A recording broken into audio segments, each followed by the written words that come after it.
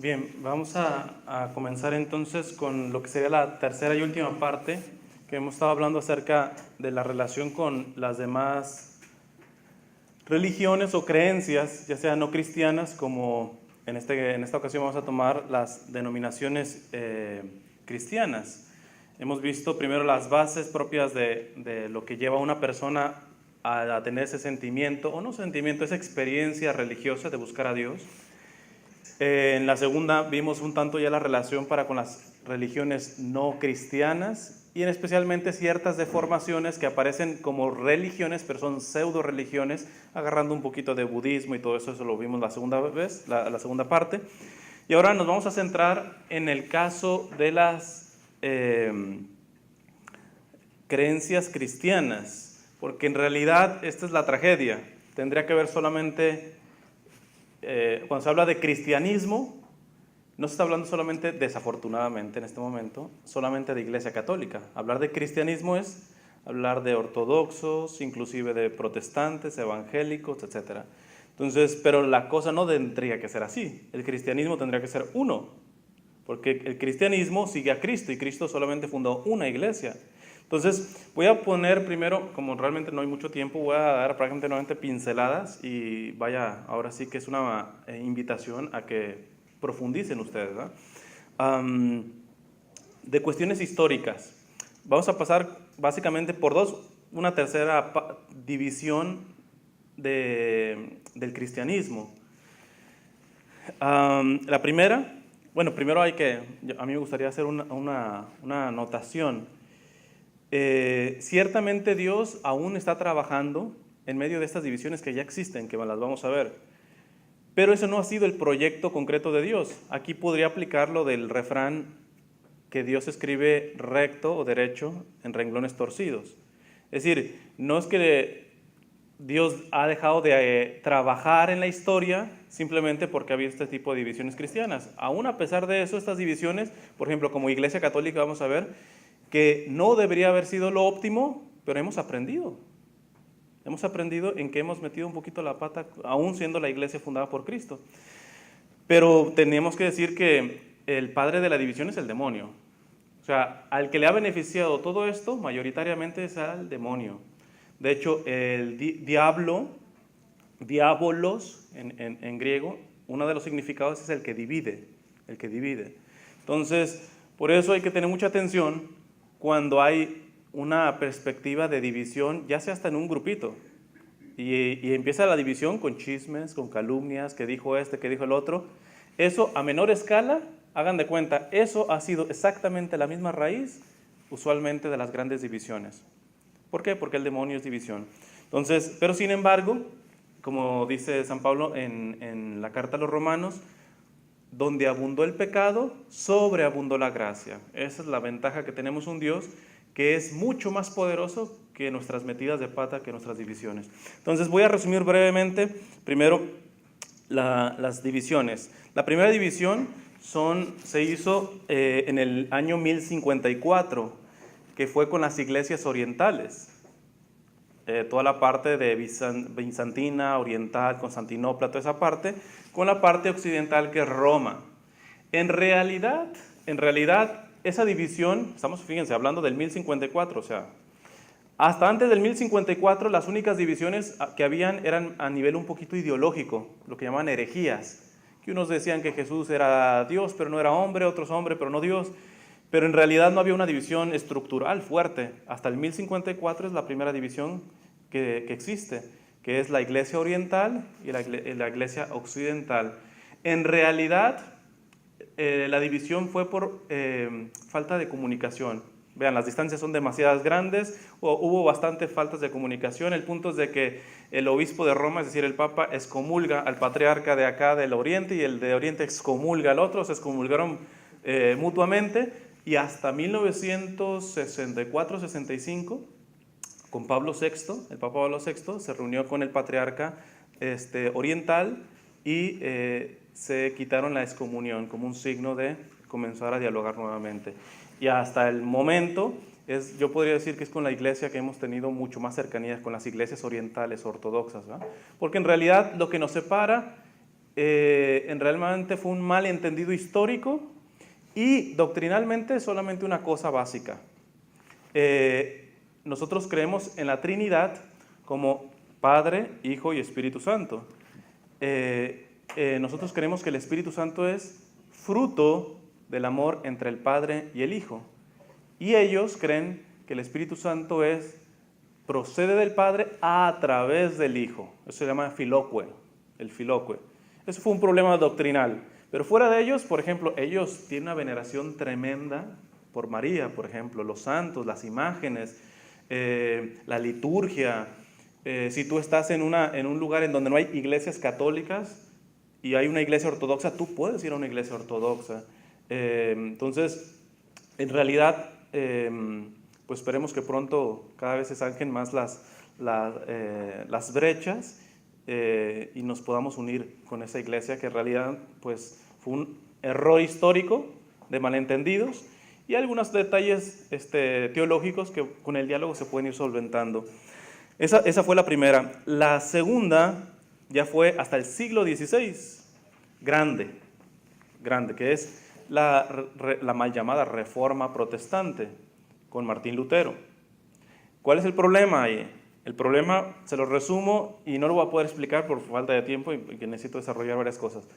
El malestar de Martín Lutero, un monje agustino, católico, fue ver la corrupción que había dentro de Roma, especialmente en el Vaticano. Y había ventas de indulgencias, que si digo, si me llevo tiempo en explicar las indulgencias, búsquenlo, pero en realidad el motivo por el cual comenzó la Reforma Protestante se entiende, la verdad que estaban haciendo malas cosas. ¿Cuál es el problema? El problema está en que a Martín Lutero se le fue el caballo, le entró el ego y comenzó a hacer otro desbarajuste mucho más allá de eso. O sea, es decir, que el propósito era coherente, pero desafortunadamente el ego, si no uno no está continuamente purificándolo, no basta tener la verdad. Si yo tengo la verdad y viene un protestante y yo con mi verdad lo humillo, yo ahí no tengo una actitud cristiana, porque sobre toda virtud está la caridad. Entonces, tengo que decir la verdad, obviamente, pero siempre la caridad. Y en esa parte, desafortunadamente, Martín Lutero, pero ya lo veremos un poquito las consecuencias. Entonces, de entrada, esa división, que es toda la Reforma Protestante, los luteranos, calvinistas, y de ahí se vienen todas las iglesias protestantes, y después de las protestantes, todas las sectas evangélicas, y de ahí se viene todo, y son miles y miles y miles.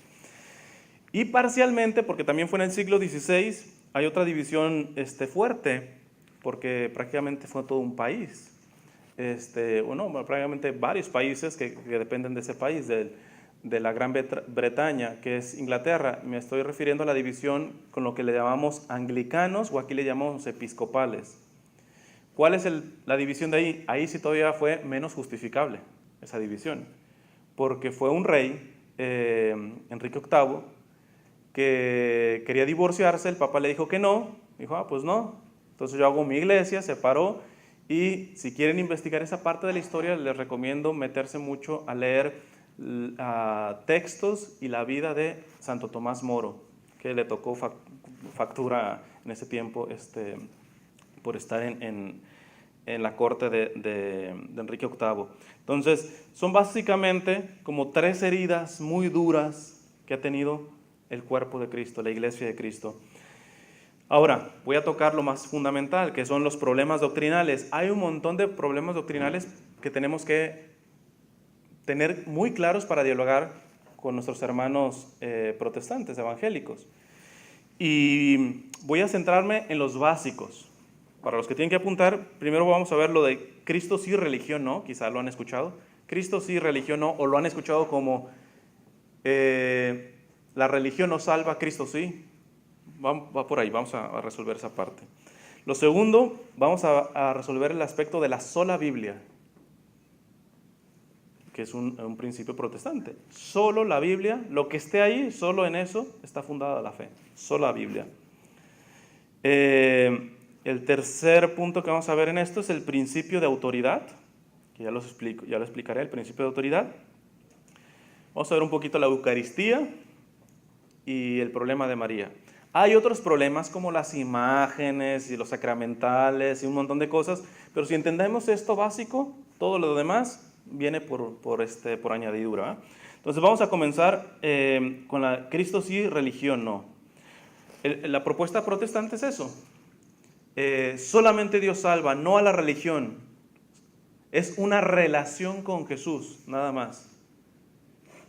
Yo les dije al principio que el cristianismo en realidad no son ideas, y lo sigo sosteniendo. El cristianismo es una persona, y por lo tanto, muy bien están en decir eso. ¿El cristianismo es una relación con Cristo? Sí. Pero el problema están haciendo ver como que religión y relación con Cristo son dos cosas que no se llevan. Y entonces es que esa religiosidad que tienen, esa institucionalidad que tienen, como si eso fuera problema. Además, vamos a empezar con sentido común. Imagínate que de pronto ves ves un cartel que dice Cristo sí, religión no, o Cristo salva, la religión no. Y abajo te ponen un número de teléfono y un correo electrónico, iglesia pentecostal y todo eso. Sentido común. Me están diciendo Cristo sí, religión no. ¿El número telefónico de ese es de Cristo? ¿El correo electrónico que está ahí es de Cristo? ¿La dirección a la cual te invitan es de Cristo? ¿Es de la casa de Cristo? Es de una iglesia, de una institución que no se quiere llamar religión, pero que se le olvida tres factores fundamentales de una religión. Toda religión tiene tres cosas: dogma, moral y culto. Dogma, moral y culto. ¿En qué sentido? Ellos, aunque dicen religión no, sin embargo son una religión. O sea que es pura retórica esto de Cristo sí, religión no, es pura retórica, porque en ellos ni siquiera aplica. Porque cuando te invitan, no te invitan a la casa de Cristo. El teléfono, si tú llamas, Cristo no te responde. Te responde un miembro de la iglesia. Entonces vamos a ver, religión se resume, tiene tres factores. Dogma, ¿qué se cree? Lo que se cree, eso es un dogma. Nosotros tenemos nuestros dogmas. Ellos necesariamente tienen que tener una dogmática. Y ahí viene el problema. Como el protestante tiene un principio que es la libre interpretación de la Biblia, pues te das cuenta que Lutero hizo la primera división, pero de ahí se han venido un montón, porque el pentecostal no piensa igual que el bautista, y el bautista no piensa igual que el cuáquero, y sin embargo todos son hijos de la reforma protestante.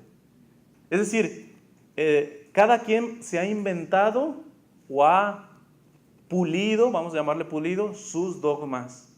Al punto de que hay un sacerdote, la entrevista la pueden ver en YouTube, se la hice, y él me comenta que en una ocasión hace años aquí en Estados Unidos, en una asamblea grandísima de pentecostales, de pronto uno de los miembros de los pentecostales estaban en oración y dice: palabra de profecía, el Señor está hablando, y lo que está revelando es que Dios no son tres personas en uno, en realidad es una, pero se ha manifestado de diferente forma. Eso es una dogmática, ¿eh? Y pregúntale a cualquier otro pentecostal, y si no tiene una revelación como la que estuvo teniendo esta persona, ellos seguirán creyendo en la Santísima Trinidad. Ya esta persona está haciendo una dogmática. Primer recurso para hacer una religión. Entonces, segundo, dogma, moral y culto. Moral. En esto nos deberíamos sentir muy orgullosos nosotros como católicos, porque en realidad, nos guste o no, pero está muy clara la moral católica en lo básico. Porque hay cuestiones que, por más que les cargues en la Biblia, no la vas a encontrar. Díganme qué dice la Biblia acerca de los anticonceptivos. Díganme qué dice la Biblia acerca de la clonación. Díganme qué dice la Biblia acerca, ahorita que la tenemos de moda, de las armas químicas. Díganme, no dice nada. Por lo tanto, tiene que generarse también una moral de cómo aplicar esos dogmas. Y entonces te das cuenta que dentro de los mismos protestantes tampoco se han puesto de acuerdo. Dividieron la iglesia en el siglo XVI y entre ellos se han empezado a dividir. Por eso te encuentras que, no sé, hay áreas de los episcopales que están a favor del matrimonio homosexual, pero te vas con otra secta evangélica y dice un matrimonio homosexual es lo más cercano al demonio. Y entonces, y en la clonación igual, y en la sexualidad igual, cada quien va generando su moral. Dogma, moral, culto. Si le preguntamos a cualquier protestante y le decimos, ¿le damos gloria a Dios en la Eucaristía? ¿Qué creen que va a decir? ¿Que está, sí o no? No. Por lo tanto, al decir que la Eucaristía no es una forma válida de darle culto a Dios, está diciendo que sí hay una, la de Él. Ya sea aplaudir, levantar las manos o lo que sea, pero generó un culto. Cuando te dice la Eucaristía no es una forma válida, te está diciendo que ellos tienen una forma válida de culto.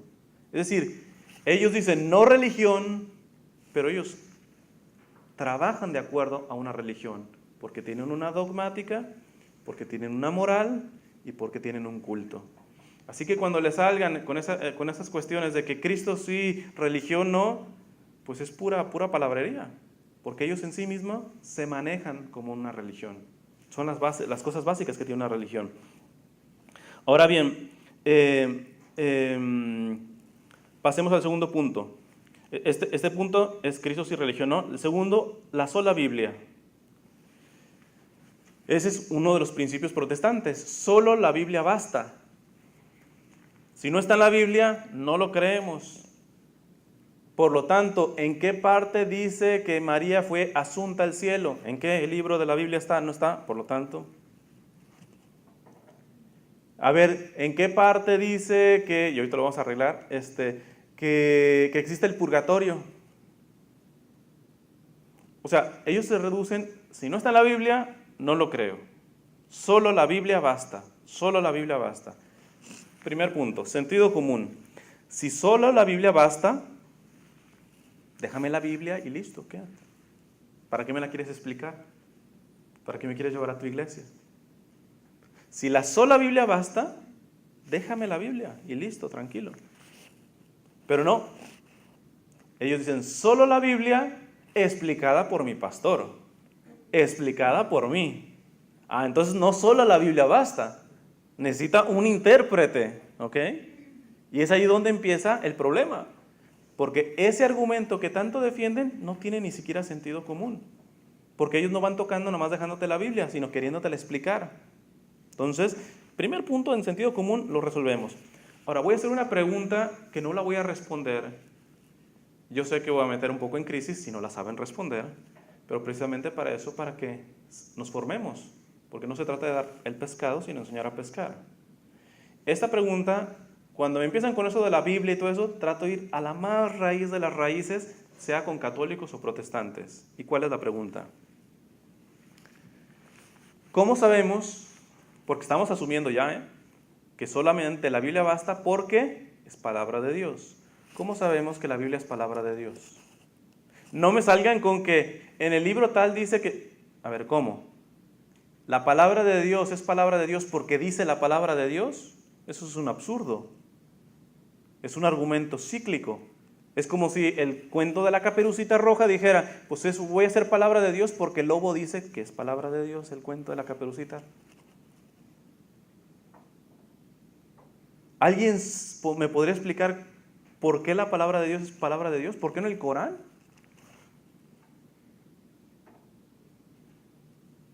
Levántame la mano si alguien sabe. ¿No? A ver, rápido. No, pero la iglesia nace de la escritura también. Ok, todo lo que la iglesia cree, hay un Antiguo Testamento, está la parte de la tradición, nosotros por eso creemos en tradición, que es la parte de la iglesia, pero ¿cómo sabemos que la Biblia es palabra de Dios? Porque es parte de nuestra fe y es una gracia que Dios ha puesto en nuestro corazón. Pero eso lo dice también el musulmán acerca del Corán. ¿Por el Espíritu Santo? ¿Eh? ¿Por el Espíritu Santo?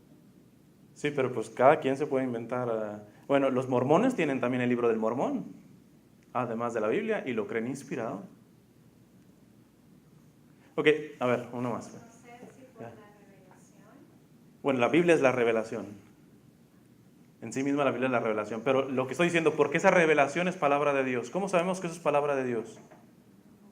No me pueden decir un argumento que esté dentro de esa revelación porque sería un argumento cíclico.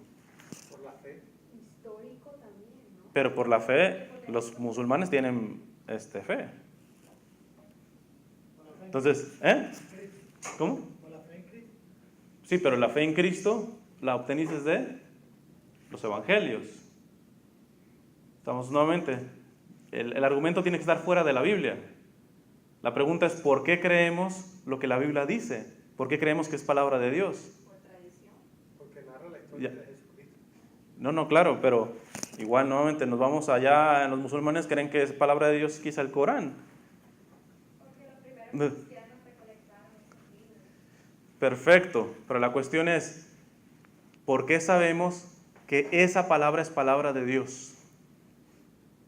¿Dónde podemos decir, mira, yo vi a Dios y escribió esto? ¿O de dónde viene la palabra de Dios? ¿Cómo se comprueba que esto es palabra de Dios? Hemos asumido eso. Lo voy a dejar porque necesito ir más adelante, pero es algo fundamental porque estamos tomando una Biblia como palabra de Dios, católicos y protestantes, y no sabemos por qué la palabra de Dios es palabra de Dios. Entonces, cuando nos enfrentamos, por ejemplo, a ateos, ahí facilito nos ponen entre la espada. Un buen ateo, porque hay unos que realmente son más show que nada, pero un buen ateo te avienta este argumento y a ver cómo sales. No me digas que la palabra de Dios es palabra de Dios porque la iglesia lo dice, porque la Biblia lo dice, estamos dando vueltas en el mismo lugar. Dime cómo saber que este mensaje es palabra de Dios. Es básico. Pero voy a decir otra pregunta. Ya está, se le dice al protestante. Si solo la Biblia basta, vamos a asumir que es palabra de Dios. Ok, no vamos a entrar en problemas ahorita. Ok, creemos que es palabra de Dios. Bueno. Y en base a eso el protestante te dice, como tú crees que es palabra de Dios y yo creo que es palabra de Dios, solo la Biblia basta, nada más. Porque nada fuera de la Biblia es palabra de Dios. Entonces, encerrémonos en lo que dice la palabra de Dios y punto. Segunda pregunta. ¿Dónde dice en la Biblia que la Biblia es palabra de Dios? O que la sola Biblia basta. Si sola la Biblia basta, ¿dónde dice en la Biblia que sola la Biblia basta? Por ahí, rápido ellos te pueden dar 2 de Timoteo, en el capítulo 3, se los leo tal cual, dice: toda escritura está inspirada por Dios y es útil para enseñar y reprender, para corregir y educar en una vida de rectitud. Si toda escritura, la Biblia, está inspirada por Dios, por lo tanto, es prueba que solamente la Biblia basta. El problema está en esto, que cuando se escribió la carta a Timoteo, obviamente no existía el Nuevo Testamento. Es decir, Pablo, bueno, los discípulos de Pablo, porque es de una de las cartas que se les da autoría a Pablo, pero no me la escribió de puño y letra. Pero vamos a poner, Pablo cuando está diciendo que la palabra de Dios es inspirada, por lo tanto, que bastaría, está hablando del Antiguo Testamento, que es la única Biblia que tenían en sus manos los católicos. Y aquí viene lo importante. ¿Cuál era la Biblia que tenían los primeros cristianos? Alrededor de 300 años antes de Cristo, solamente se tenía el Pentateuco, que son los primeros 5 libros. De ahí en más, los judíos Unos decían que sí era palabra de Dios los libros de los profetas, otros no, que los salmos, que todo. No se ponían de acuerdo hasta que en Alejandría se reunieron 70 sabios judíos y entonces empezaron a deliberar cuáles eran los libros inspirados por Dios. E hicieron la traducción al griego, ya agregaron ciertos libros porque el griego era la lengua que se estaba hablando en ese momento. A esa versión del Antiguo Testamento se le llama Septuaginta o Código de Alejandría o de la tradición de los 70, por si les llegan a escuchar. Entonces esa traducción que por primera vez un pueblo judío, 70 sabios se reunieron. Pues esa versión es la versión que tenían los primeros cristianos, de la cual está hablando Pablo, porque el Nuevo Testamento todavía no existía, lo estaban escribiendo ellos mismos. Entonces, ¿y eso qué? ¿Qué tiene que ver? ¿Y eso qué le interesa al protestante? Pues lo interesante es que los protestantes en sus Biblias han quitado 7 libros que en la traducción del Código de Alejandría sí se tenían. Es decir, si comparamos el Antiguo Testamento de un primer cristiano y el Antiguo Testamento de un protestante ahora, el del protestante tiene 7 libros menos. ¿Cómo pasó eso? Por eso una Biblia protestante no es igual que una Biblia católica, tiene menos libros. Pero ¿cómo fue entonces que pasó eso? Si al principio todo comenzó que los primeros cristianos aceptaban esa tradición que se hicieron alrededor de 300 años antes de Cristo. Fue hasta Martín Lutero, estamos hablando siglo XVI, que empezó a meter a mano aquí. ¿Y cómo fue que quitó los libros? Se acogió a un sínodo, a un concilio judío. Les explico. En el año 90 después de Cristo, bueno, les voy a dar un dato. En el año 70 después de Cristo, los romanos destruyen el templo de Jerusalén. Y los judíos, una gran porción del centro que estaba en Jerusalén, se van a una ciudad que se llama Hatmia. Se van a esa parte. Y entonces ahí se reúnen para ver, en realidad, cómo empezar a diferenciarse de esa secta, que ellos creían que era secta, de los cristianos. Porque los cristianos también usaban el Antiguo Testamento que ellos. Entonces, ¿qué se les ocurrió? Se les ocurrió quitar los libros que originalmente estaban en griego, que ahora se les llama deuterocanónicos, los quitaron. Y en ese concilio se dejó a Jesús como un bastardo. Es decir, fue un concilio anticristiano. Porque los judíos también aceptaban eso y quitaron esos libros para diferenciarse de los cristianos nuevos que estaban saliendo. Ahora, conclusión. Si el protestante dice que la sola Biblia basta y te dice esta cita de Timoteo, en donde Pablo dice que toda la escritura es inspirada, pues hay que decirles, sí, pero San Pablo se estaba refiriendo al Antiguo Testamento. Antiguo Testamento que no es el mismo que tú tienes, porque tú, gracias a Martín Lutero, quitaron 7 libros a ejemplo, imitando a un concilio judío anticristiano. Es chistoso eso, pero así es la cosa. La Biblia protestante es fruto al Antiguo Testamento, de un concilio anticristiano. Además, el canon de la iglesia, ya cuando se cerró, fue alrededor del siglo IV, que quedó Antiguo y Nuevo Testamento, ya todo juntito. Si la iglesia católica se equivocó en dejar esos 7 libros, se equivocó también en poner el Nuevo Testamento, y el Nuevo Testamento lo aceptan ellos. Es decir, no pueden estar como parcialmente, decir, bueno, la iglesia católica se equivocó porque dejó esos 7 libros. Bueno, cuando dejó esos 7 libros, agregó también el Nuevo Testamento. En el mismo concilio, cuando se cerró el canon, y el Nuevo Testamento lo aceptan ellos. Por fin, ¿aceptas todo o no aceptas nada o cómo está la cosa? La sola Biblia no tiene sentido, primero, porque nunca va a haber unidad en doctrina. Son miles y miles de denominaciones evangélicas, cristianas, otras pseudocristianas, porque ni como los testigos de Jehová que no se pueden considerar cristianos. O sea, me he encontrado gente que como que es cristiana y judía a la vez. ¿Por qué? Porque no hay unidad en la dogmática. Y es ahí donde pasamos al siguiente punto, que es, entonces, ¿quién genera la unidad? ¿Quién dice, esto está bien interpretado, no está bien interpretado, estos libros sí entraron, no entraron, ¿por qué? ¿Quién dice? ¿Quién tiene la autoridad para decir, las cosas son así? Pues Jesús. Pero Jesús sigue físicamente hablando así con su boca y diciéndonos, mira, Iglesia Católica, en acerca de la clonación, esto es lo que quiero que piensen o que crean, no. ¿Qué hizo Jesús? Jesús, vamos al Evangelio de Mateo en el capítulo 16, del 15 en adelante, les leo, dice, les dijo Jesús, ¿y vosotros quiénes decís que soy yo? Simón Pedro contestó, tú eres el Cristo, el Hijo de Dios vivo. Replicando Jesús le dijo, bienaventurado eres Simón, hijo de Jonás, porque no te ha revelado esto la carne ni la sangre, sino mi Padre que está en los cielos. Y yo a mi vez, ahí viene la importante, yo a mi vez te digo que tú eres Pedro, y sobre esta piedra edificaré mi iglesia, y las puertas del infierno no prevalecerán contra ella.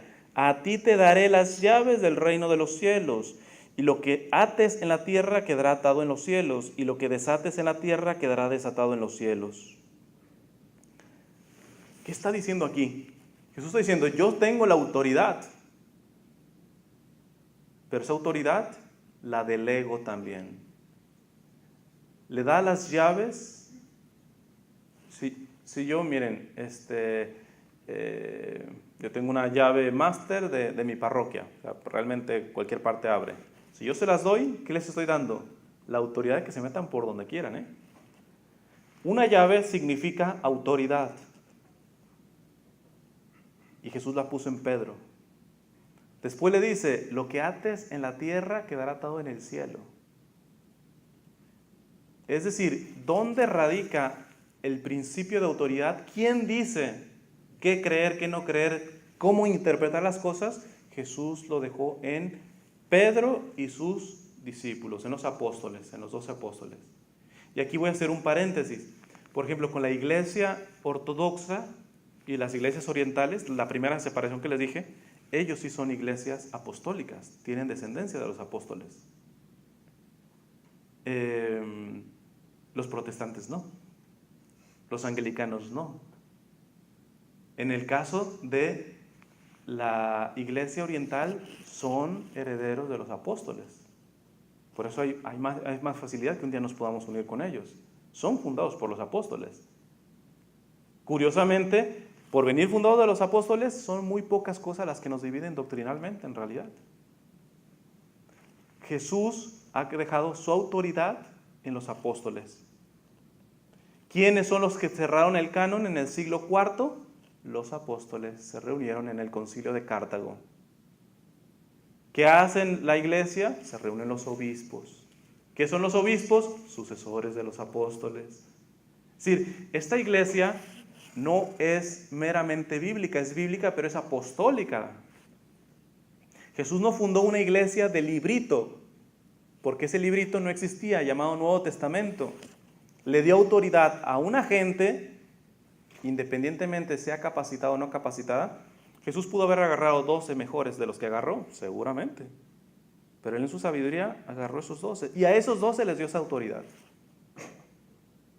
Tanta autoridad que, por ejemplo, hay sacramentos tan explícitos. Protestantes no ven, por ejemplo, la confesión en ningún lado. Y Jesús, poco antes de ascender, dice, se les apareció y sopló sobre los apóstoles, los obispos, y les dijo, reciban el Espíritu Santo. A quienes les perdonen los pecados les quedarán perdonados, y a quienes no se los perdonen les quedarán sin perdonar.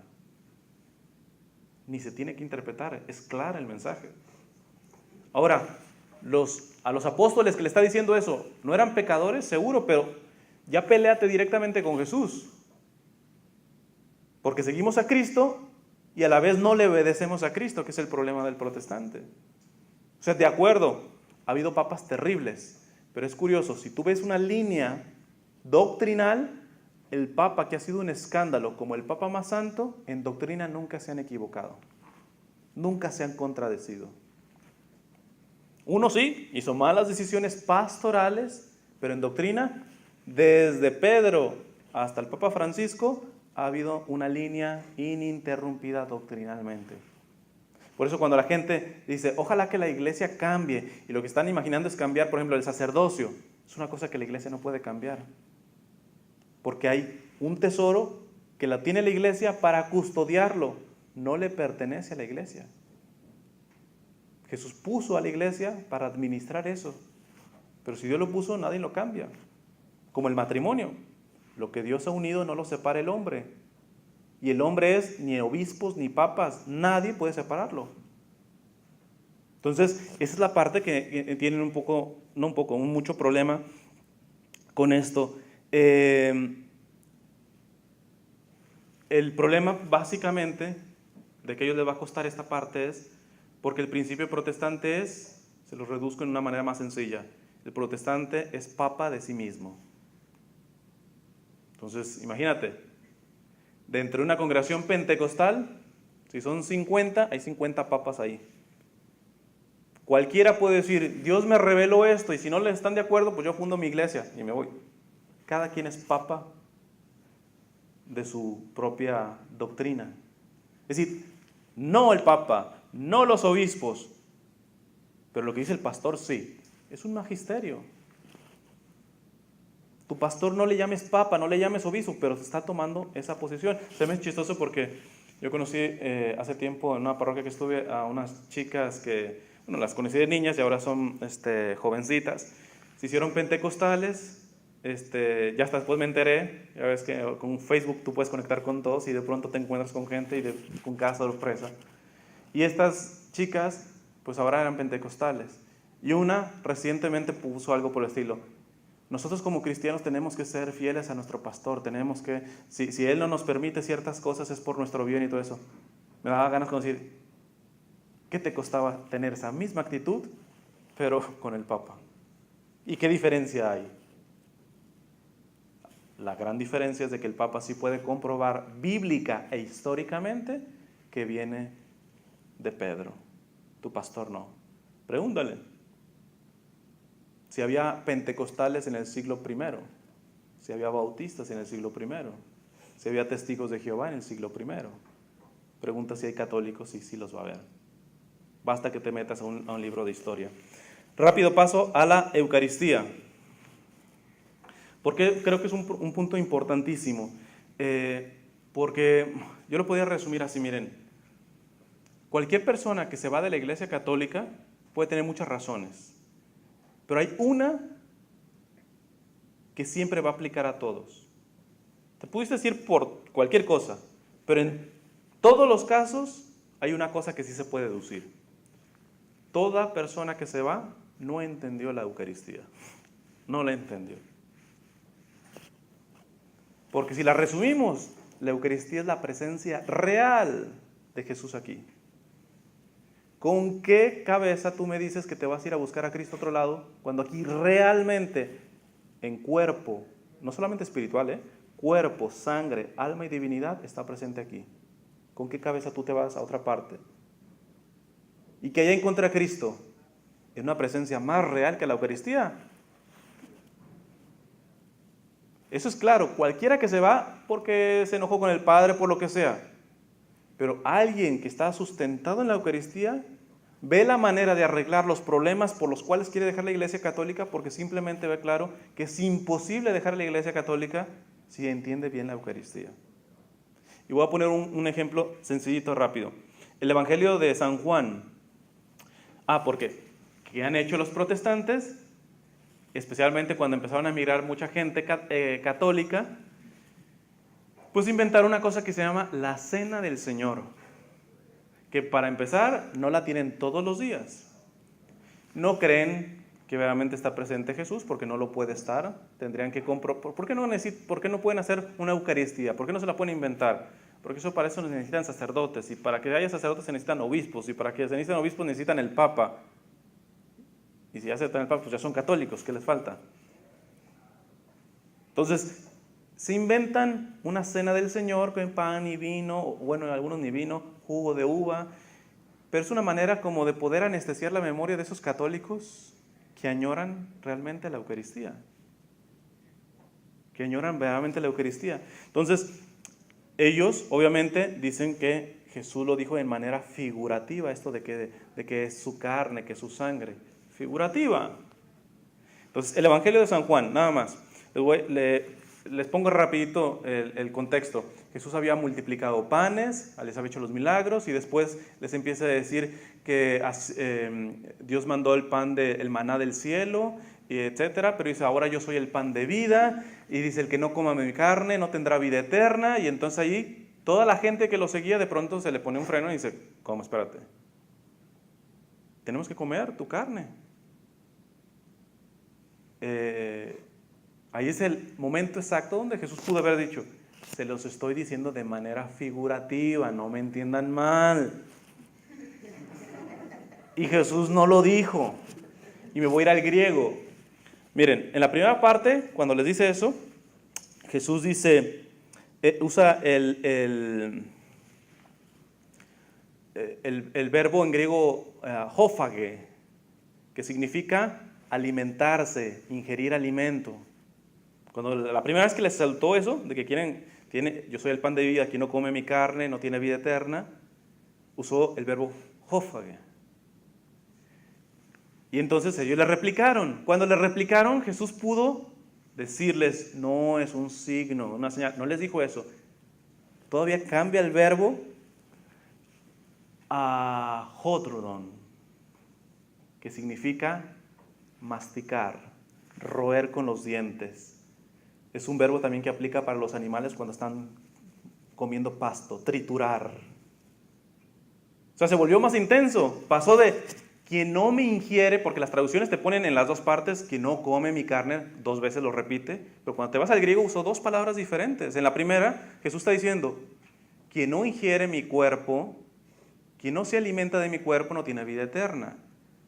Entonces, ¿cómo nos vamos a alimentar? Se escandalizan. Y Jesús todavía se vuelve más intenso y les dice, quien no me mastica, quien no me roe con los dientes, no tiene vida eterna. El que sepa este trozo del Evangelio, después de que dijo eso, ¿saben qué pasó? ¿No? ¿Alguien sabe de lo que le pasó a Jesús después de que dijo eso? Dice la Escritura que lo abandonaron. Se le fueron todos. Otra razón para que él pudiera decir, no se vayan. Lo estaba diciendo como un signo, como una señal. No dijo eso. Es más, se volteó con los apóstoles y les dijo, ¿ustedes también se quieren ir? Y es ahí cuando dice, Pedro, ¿a quién iremos si solamente tú tienes palabras de vida eterna?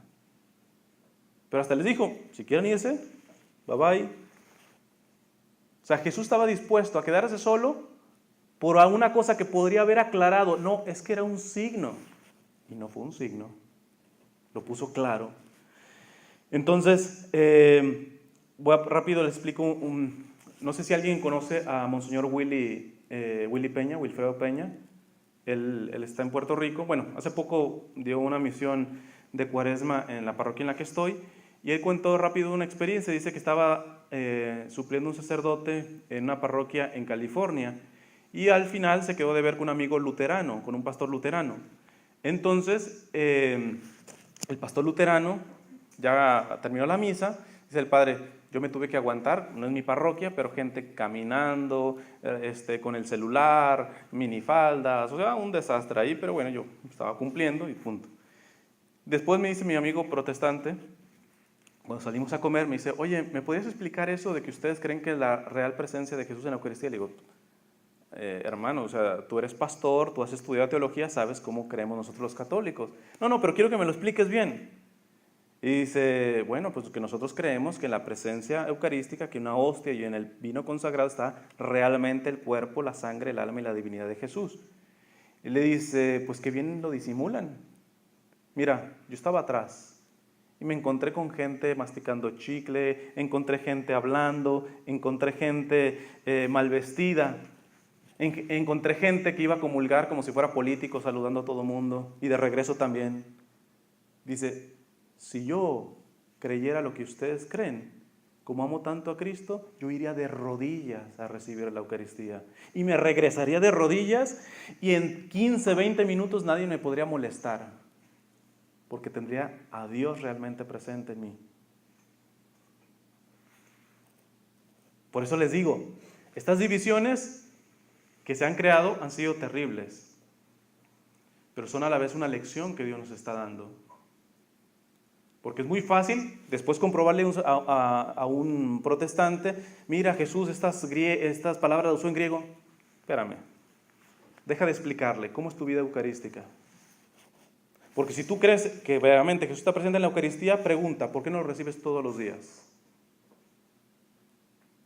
Si yo te dijera, aquí en la esquina, todos los días regalan $1,000,000, en la hora más caliente, más alta temperatura, te lo aseguro que hasta te formas 2 o 3 veces. Y aquí, en cada iglesia, a lo menos hay una misa. No, que no tengo tiempo. No tienes tiempo. Les voy a hacer una experiencia personal. Bueno, yo estuve 3 años en California, en Los Ángeles, y en una ocasión yo iba pues a la misa de la mañana. Tristemente tenemos que aceptar, muchas de nuestras iglesias aquí en Estados Unidos parecen oficinas, nada más misas de la mañana y no hay nada en la tarde. Pero, pues bueno, yo iba a tener una clase en la mañana y realmente ya no iba a poder asistir a esa misa. Y me había justificado decir, bueno, pues ya no, o sea, el Señor sabe que pues, tengo esta clase. Y me vino una vez, estaba haciendo oración, curiosamente en el Santísimo, y se vino la pregunta, ¿has buscado más allá de tu territorio? Bueno, pero si busco más allá, y hasta te da vergüenza, voy a gastar más gasolina. ¿Tu Señor no merece tu gasolina? La merece la fiesta, pero tu Señor no merece la gasolina y irte más lejecitos por levantarte más temprano. Literalmente les puedo decir que encontré una misa que a las 5 de la mañana, yo decía, es para lecheros literalmente, pero encontré una a las 5 de la mañana. Me tenía que levantar mucho más temprano, pero verdaderamente la pregunta es, ¿se cree en la real presencia de Jesús en la Eucaristía? Porque si no, yo soy un excelente candidato para dejar la iglesia católica mañana. Excelente. No puedes decir, no, yo estoy firme en mi fe. Si no eres una persona eucarística, adoradora del Santísimo, cualquier cosa. Miren, yo he encontrado casos en donde, de amigos, de amistades, en donde el cura se va con la hermana de mi amistad. Son golpes fuertes, ¿eh? Que con ese sacerdote que hablara, se lleve a tu cuñada. Muchos no lo aguantan. O ya no digamos el abuso. Lo que son ciertos, que te abusen a un hijo y que tenga que ver la iglesia, a ver si aguanta. O sea, lo único que te sostiene es estar firme en la realidad de la Eucaristía. Termino concluyendo, ya no les... había la cuestión de María. Bueno, en María yo nomás les doy un argumento básico. Si la metodología con la cual Jesús nos salvó es la perfecta, si Jesús vino a través de María, es decir, si yo quiero imitar a Jesús y Jesús ahorita viene a mí en taxi, yo les digo, ¿cuál es la mejor manera de ir hacia Jesús? Autobús, a pie, etc. Pues en taxi, Él lo eligió. Si Jesús quiso venir a través de María, no hay otro medio más perfecto para ir a Jesús que por María. ¿No? Dejémoslo ahí. Iba a decir algunas otras cosas más, pero necesito ya concluir. Iba a hablar acerca del cristianismo adulterado. Tengan cuidado, nomás les menciono, con cristianismos protestantes, por la cual la gente se va mucho. Por ejemplo, la teología de la abundancia. Una perspectiva, eso lo menciona Marcos Witt, Joel Austin, todo este tipo de teología de la abundancia. Dios te quiere abundante en todo, abundante en dinero, abundante en salud. desafortunadamente nomás les tengo que decir, no es católico. No es católico. Pero obviamente, como te dicen, tiene que ver con dinero, pues ahí toda la gente va. Y como habla de Cristo, pues uno cree que es eso. Segundo, tengan cuidado con el sensibilismo. La mayoría de católicos que se van realmente es porque sienten bonito allá. De cuando acá la fe se debe de mover por sentimientos. Jesús dio su vida sin sentirse bien. Padre, si es de mí, aparta este cáliz. Es decir, no me siento bien para dar la vida, pero no se haga mi voluntad, sino la tuya. Como conclusión, solamente les menciono, la iglesia tiene que ser signo de contradicción. ¿Qué significa esto? Cuando le preguntaron al Papa León XIII, ¿cuáles son los signos que revelan la iglesia verdadera? Dijo, pues ya los que todos saben. Una, santa, católica y apostólica. Y dice el Papa, agreguemos una más, perseguida.